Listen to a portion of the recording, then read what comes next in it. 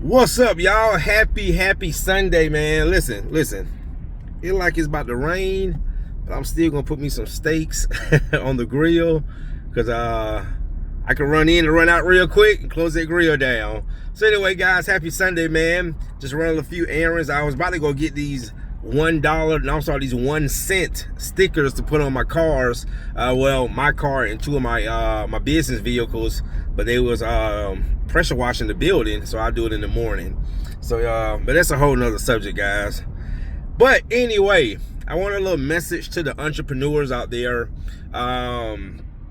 Talking to so many entrepreneurs every day, getting questions, and I greatly appreciate that. People reach out to me, asking me for advice. And I will say this too, sometimes when people ask me for advice, I tell them I'm not the person that can help you because I have no knowledge or expertise. So one thing about me, I don't try to lead someone in a direction that I've never been. But one thing I did tell one of my colleagues, man, is one of the best positions that you can put yourself in as an entrepreneur is realizing, understanding, and having that leverage of everybody that comes into your store, everybody that calls your phone for services is not your customer. And I'll tell you guys, man, firsthand, and being on both sides of the field, that is a great feeling. Now, one of the worst feelings, like I told him, is when you try to work for everybody that comes in your store or wants to have a inquiry in your services. And I'm gonna tell you the reason why, and this is just a fact. The reason why, and I'm gonna speak from the home service industry, which I'm in. The reason why so many try to work for everybody is because first, they're not making profit. They're not making real profit.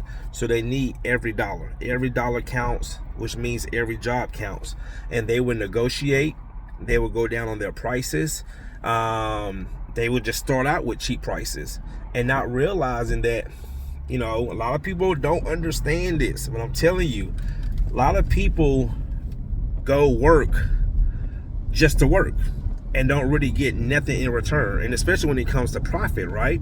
And that's the main objective of any business, is to make profits, unless you are a non-profit organization. Okay, you just, I tell guys sometimes, just hey, you might be in a position to tell people, hey, just pay me what you want to pay me, because that's basically what's happening anyway, right?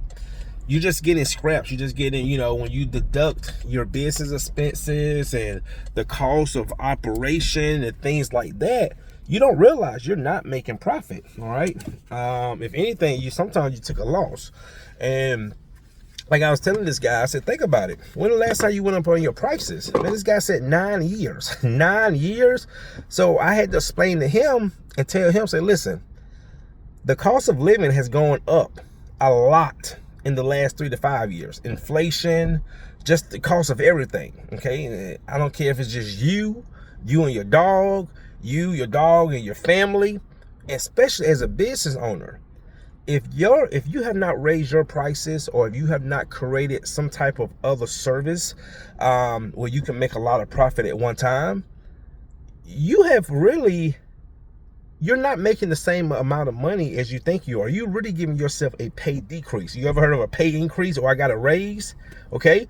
A lot of people don't realize, if your business, I had to explain this to a barbershop one time.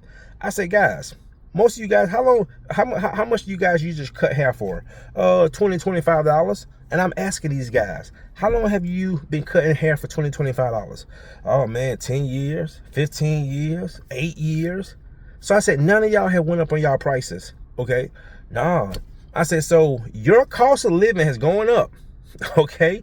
Your rent has gone up, mortgage, insurance, cost of living, food, gas, everything has gone up except you, which means you're not making the same type of money you were making 5 or 10 years ago. Again, you have given yourself a pay decrease.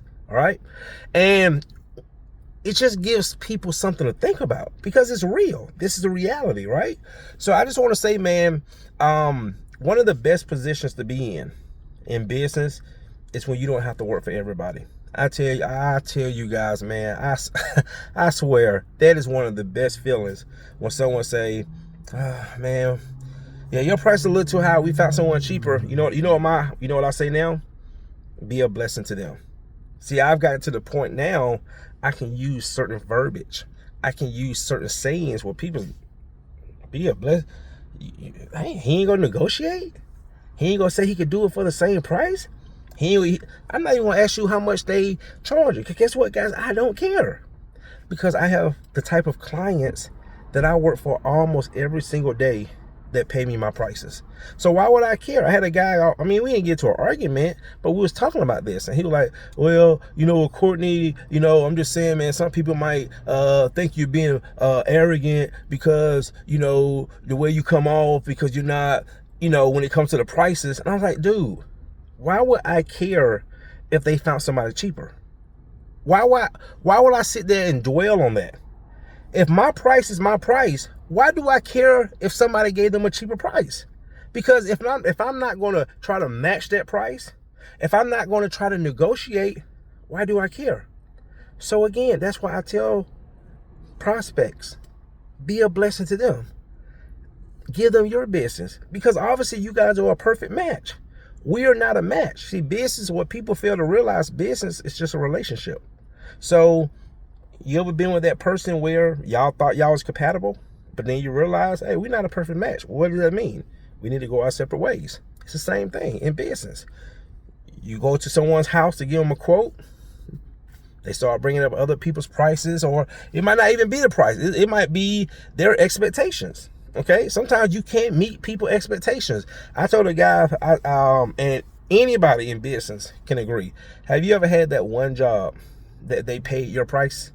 They did, but you ever had that one job where no matter what the price was, you wish you would have never took that job? Okay, it was not worth $1 million. All right, and that's the thing, guys, and that just comes with experience. So I just want to say, one of the best feelings to be in is when you don't have to work for everybody, and one of the worst positions to be in is when you feel like you have to work for everybody because you need every dollar, and that is not a good feeling. So anyway, guys, yeah, I'm still gonna, hey, listen, like it about to rain, them steaks still gonna get put on the grill. So all right, guys, enjoy the rest of your Sunday. See you in the next one.